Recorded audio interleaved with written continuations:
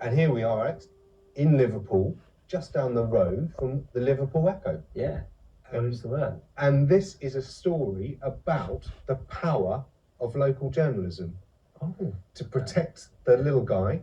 I'll set the scene for you. This is in a tiny little village of Marks Tay in Essex in 1874.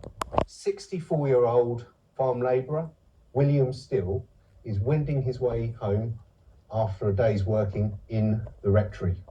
We have a policeman hiding in a hedge who jumps out. What have you got there, William? 3 pieces of kindling, officer. But they're the rector's kindling, aren't they? And they were. They were offcuts from work that William was doing for the rector that day and thought nothing of taking them home to put on his fire, keep his cottage warm. But the rector decided to press charges against William for the theft of 3 pieces of kindling with a value of 1 penny. He got done for thieving these little bits of offcuts. He got summons to appear before the Essex Quarter Sessions. He was facing jail. For a bit of kindling? You got it. So why was the policeman in the edge in the first place? Well, interesting. The vicar requested that the policeman hide in the hedge and set a trap for him. But what happens next thrust William Still to the centre of the national stage. The press report it. First of all, the local press, but it goes much, much bigger. He goes viral, Victorian style. This is the Daily Telegraph reporting on William. Justice is justice.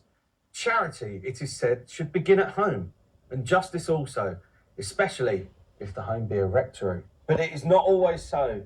Sometimes a rector can find room for neither, and clearly, property in Essex would not be safe for an hour if William Still were left at charge. They're having a laugh, aren't they? Yeah, they are. Yeah. And the public go mad for this.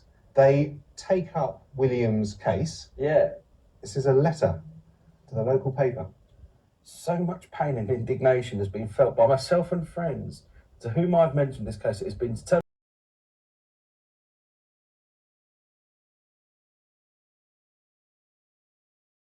to the poor old man's defence at his forthcoming trial, and thus endeavoured to save the old man from being imprisoned for his grievous crime. In terms of crowdfunding, this is how it worked in 1874. Small donations from individuals to support William and his cause. Free the kindling one. And it goes to court, the Essex Quarter Sessions, before a judge and a full jury. And the jury throw out the case. And William walks out of court a free man without any blemish on his character. It's nice to see journalism used for the power of good. It was nice that the press uniting the country in something positive.